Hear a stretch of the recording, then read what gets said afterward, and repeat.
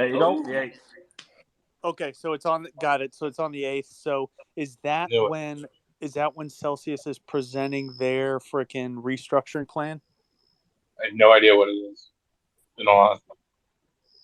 Okay, but either way, there's going to be some type of meeting on the 8th. There'll be more Yeah, information, it etc. could be Yeah, more more proceedings. Yeah. Yep. And then I just want to clarify: is it from the date of bankruptcy? What, July 13th? The 120 days exclusivity. So 4 months from July 13th. Then correct me if I'm wrong. That's when the creditors committee can also give alternate plans. Is that correct?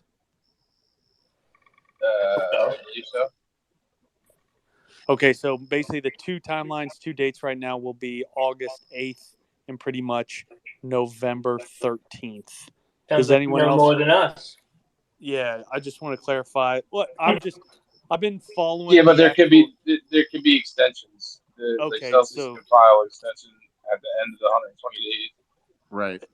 Okay, and then I'm tracking 120 days to November 13th. I'm tracking also right now. Celsius has 167 million cash on hand that they're paying themselves, their employees, etc. Operating. That's That's the operating budget. Operating budget.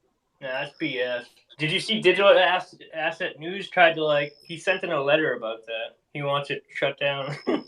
Why is Yeah, it BS? Can someone say why that's BS? I mean, I can answer if it's all right. I think it's Yeah. BS because we're in Chapter 11 bankruptcy. People don't have access to their funds. What I would consider, financial incompetence, borderline financial criminal negligence, that may end up in prison time. That you're not only are people not getting any type of deposits back, but Well, we don't know that yet. Yeah, as of right now. Hold on, but that's not a reason to call it BS, and to throw in slanderous allegations are also not conducive to arriving at truth. And so I'll point this out to you. They've always had an operating budget when they had deposits, and we could put them in and take them out as we wanted to. So as long as that math equates to 167, you should be happy they have 167, because it's with that 167 that they hire professionals like Sussberg to represent our interests in front of the trustee. How else are you going to pay for quality representation if you don't have an operating budget? We also got to remind Yeah, but what are the employees? The employees aren't at the call center. They're not doing anything. Says who? What do you mean they're not at the call center? Why? The call center shut down. I tried to call it. Yep, that's 100% correct. And I think at this point, if people think that Celsius is representing your interests, it's a personal disagreement. But dude, so I'm saying if you look at the filing, right, there were sections of it that were being singled out as what's being talked about for Chapter 11, right? So there's a bunch of other parts of Celsius globally, and there are employees to pay. There is operational costs. That whole tree, the whole LLC tree, they have to pay people. That makes sense. Okay. I didn't think about that. You got me.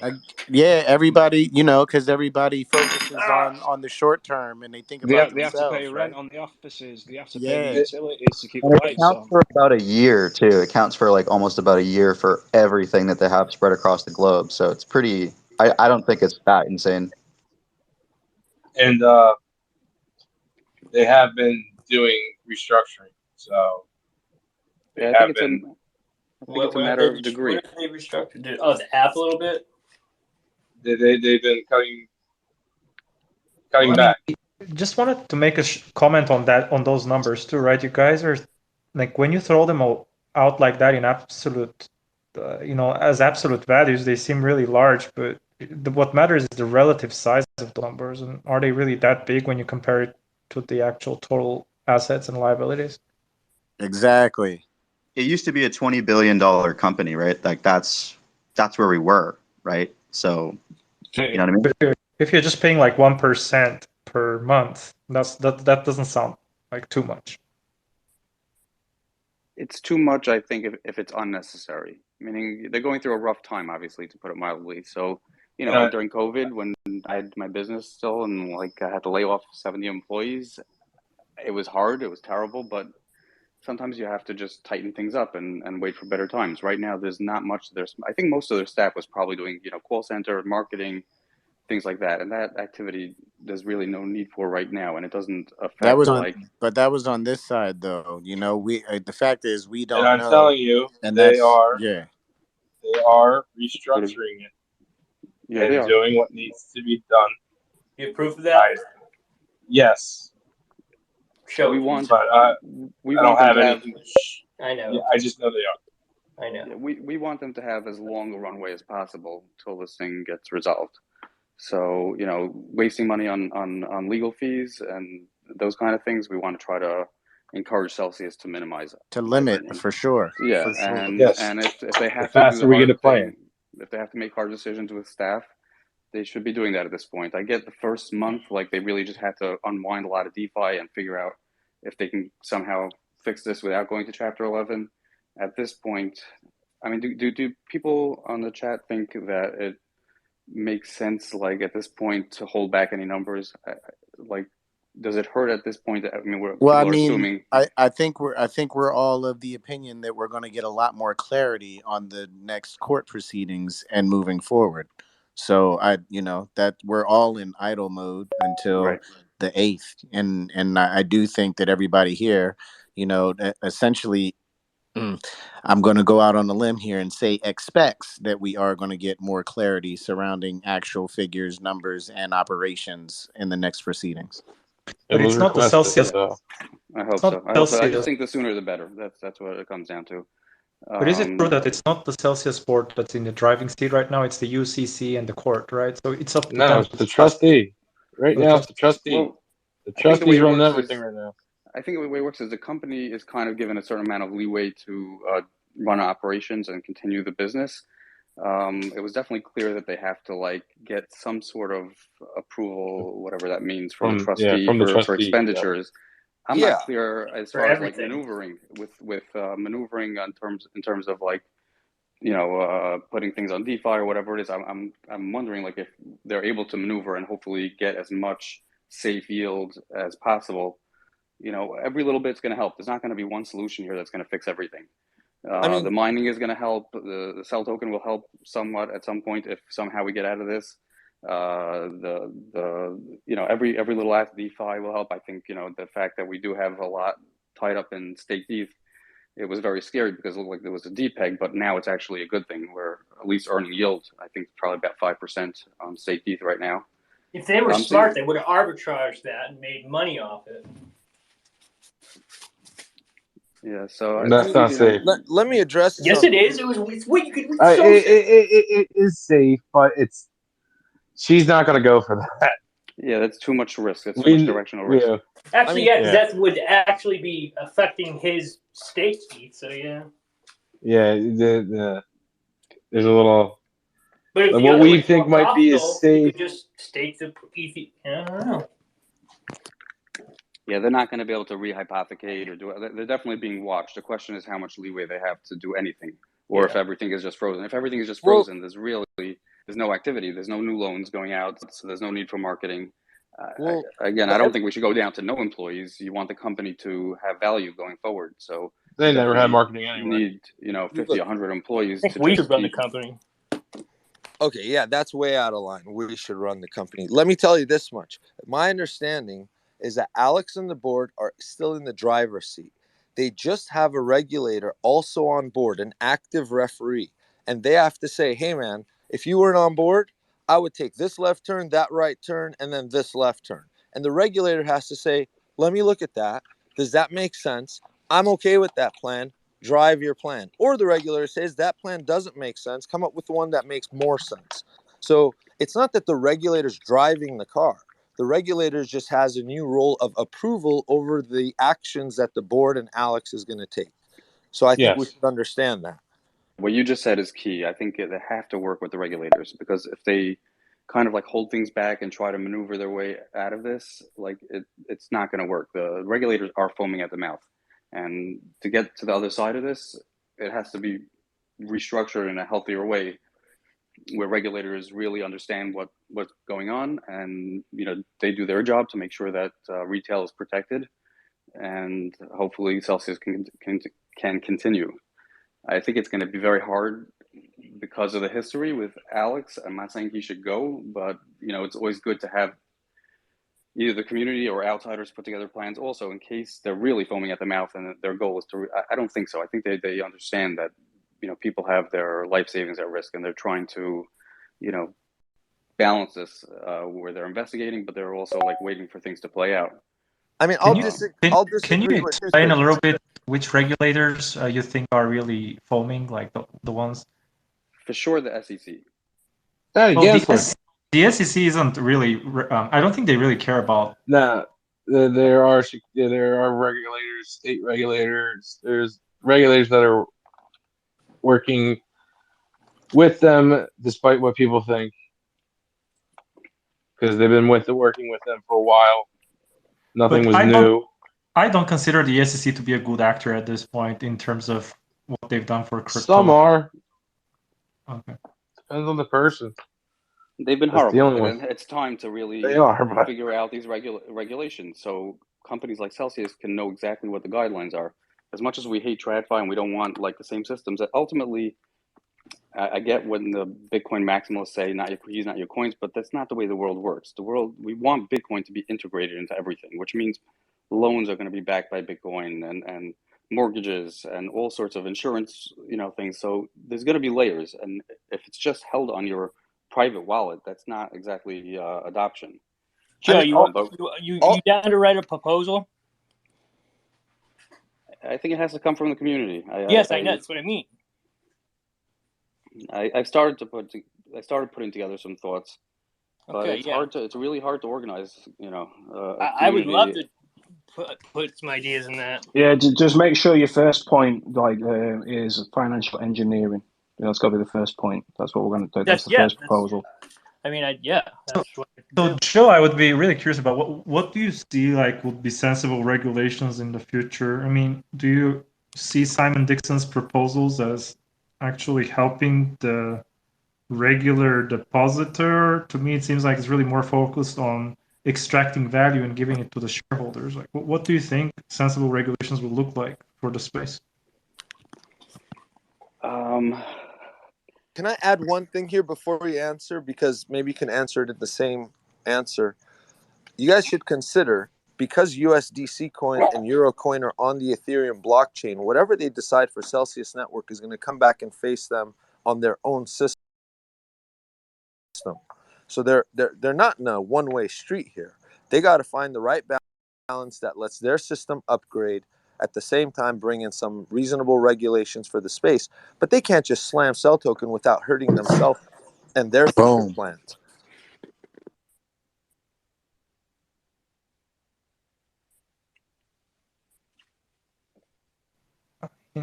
From my perspective, Mashinsky was really trying to actually solve or assuage a lot of the regulatory concerns. So the biggest concern is how to protect depositors, right? Because when you think of it as a bank, you need to have something like FDIC, which provides insurance. And Mashinsky was kind of, in his latest interview with Invest Answers, he talked about how he wanted to have this kind of insurance with insurers, the principle, so that if something goes wrong with the DeFi project, the depositors can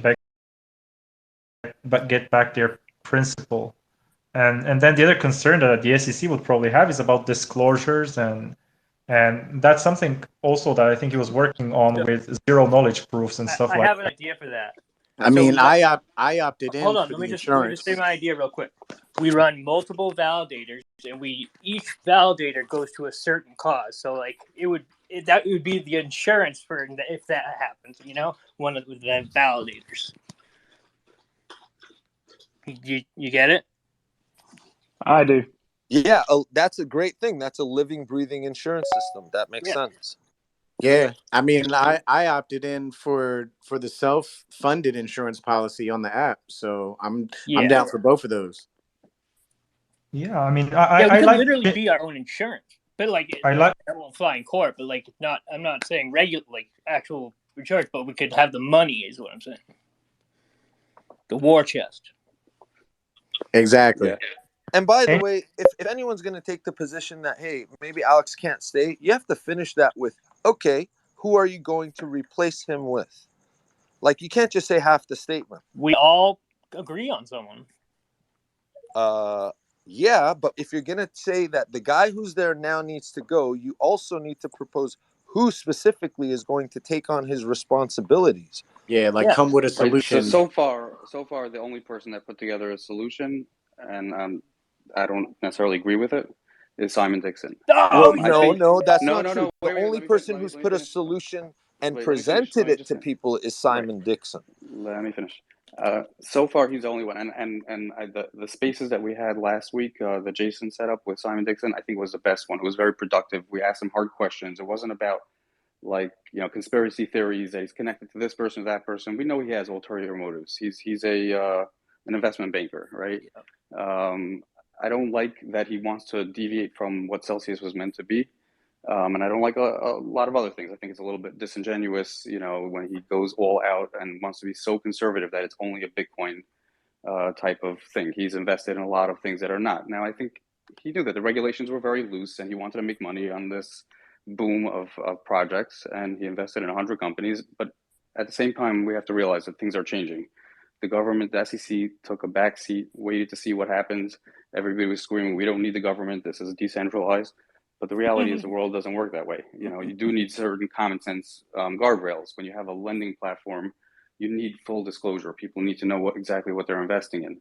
Yeah. You need a certain amount of reserves. You need maybe insurances. We don't want to turn it into banks, but a lot of those things that we have in the typical, financial world that we have today, it's going to be restructured just in crypto terms, where things are safer and things are more transparent. You can verify it. Yeah, I agree with that. We are recreating the traditional financial system. It doesn't discriminate either, Exactly. That's the main thing right there. Yeah. Right. Yeah. Yeah, but we just don't want to recreate the old system. Yeah. We don't want it. We want to get rid of some of the bad things, but a lot of the things are definitely going to be transported over to the new system.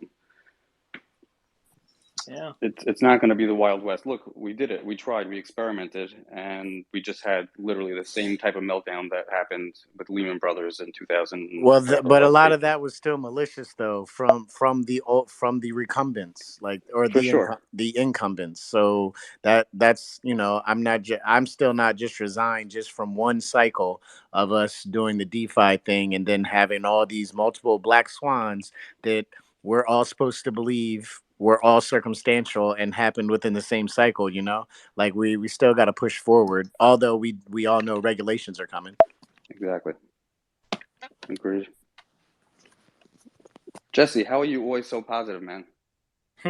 Because it's my mindset, man. Like I know me, I know my work ethic. I know there's always going to be another opportunity, and I know the sweat equity that I'm willing to put into things. So therefore, how could it be doom and gloom? Like, I'm human, so I acknowledge the bad shit that happens in the world, and yet I choose to pick myself up every time and press forward. That's why I'm on this basis for hours at a time. There's a guy who said that people like Jesse are the salt of the earth to make it tolerable, and that's a big idea in a small sentence. That's humbling. I appreciate y'all. Where'd you get so much wisdom, huh? Sure. I read the Bible. That's where that one came from. Right. Swimming with the big fishes. So. You got a hand up over there? Small Town has his hand up if you want to speak. Thank you, guys. I really get a lot of inspiration, guys like Jesse and others, during this time. I think we all want our money back. We all want our full investment. And I kind of think Machinsky is the most motivated in doing that because he doesn't want to face our wrath and the wrath of others. There's no one more motivated than that dude just to get you have to out. prove that to us first. Well, I agree. No, it's proven. Let him finish, but he's right because that's already proven by his positioning. Yeah, I don't have much. Just saying. All right, continue. No, I don't have much more to say. It's just he's the most desperate. He's smart. He wants to right the ship. He may have been involved in some shenanigans, but none of us care as long as we get our money back. And then we can make decisions about the future. And that's all I'm saying. So give him a chance. If he doesn't have the plan, if he doesn't have my return. I barely made it out of Voyager, and I missed the withdrawal from Cell by one day. I want my money back. So anyway, that's all I have to say. Thank you all so much. Just tuning into this, it gives me some hope.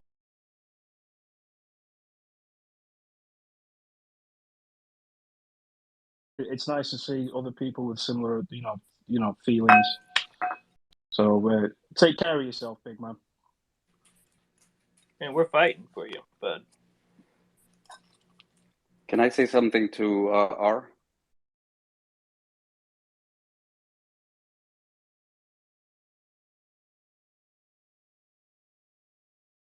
The question is what is it gonna help us to point out that Christy Mashinsky may have gotten some money, or there might be necessary clawbacks? The whole is what it is, and if anybody thinks that Alex has $1 billion sitting on the side that they can go after and make this thing right, they're delusional.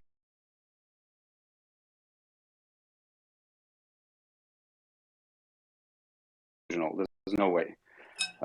So even if we were to prove that there was fraud, even if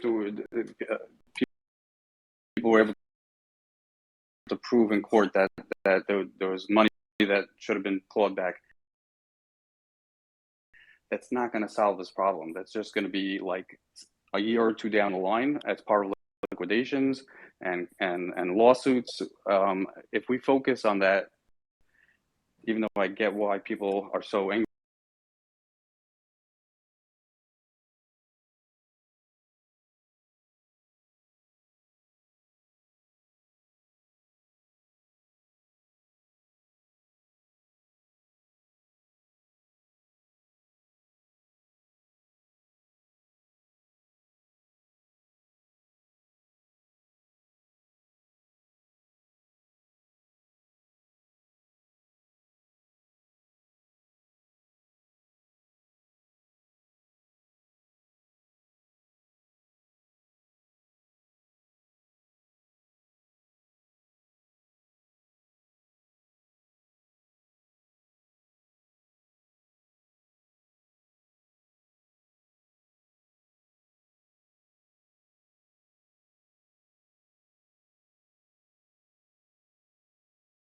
Mashinsky is the most motivated to get back everyone's money. 100% agree in the sense that I think everyone is focused on the right end goal. But the reason why small town that I don't believe that is that if Celsius Network and even Voyager, if they cared about the users when they filed for bankruptcy, they filed for SIPA bankruptcy as brokers, which is what they claim to be. What that means is if they claim SIPA bankruptcy is that all proceeds would go to the customers first. Some of the legal questions, if you look at the day one filings, they're asking their lawyers, Celsius's lawyers, the legal question is that they're trying to ask, do the assets that users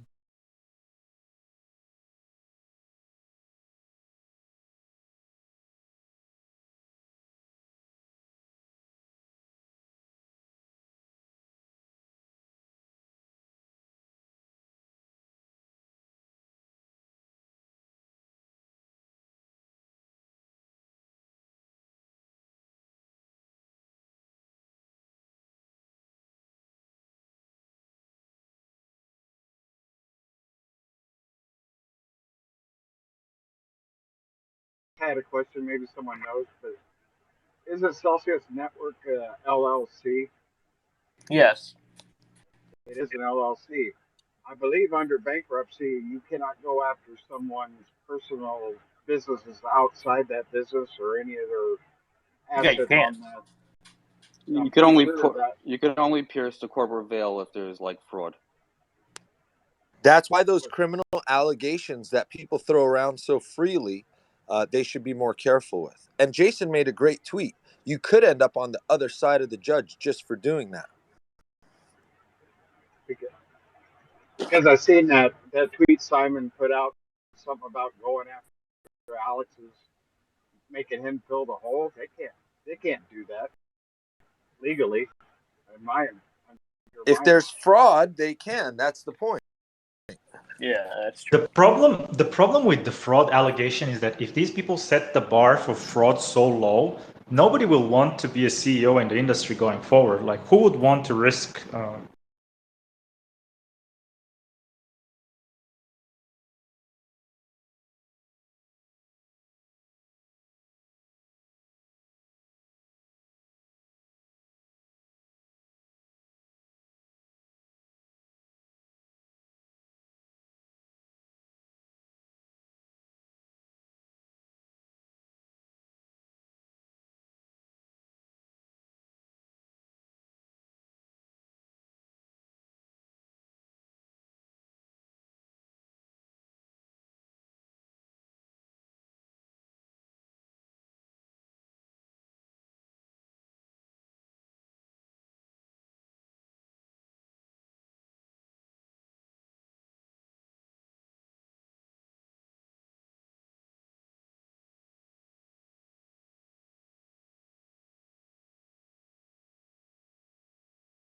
Well, they definitely wouldn't call them. They wouldn't name themselves that. That's for sure. But anyways, but I think like that could be a court argument though. That's all I'm saying.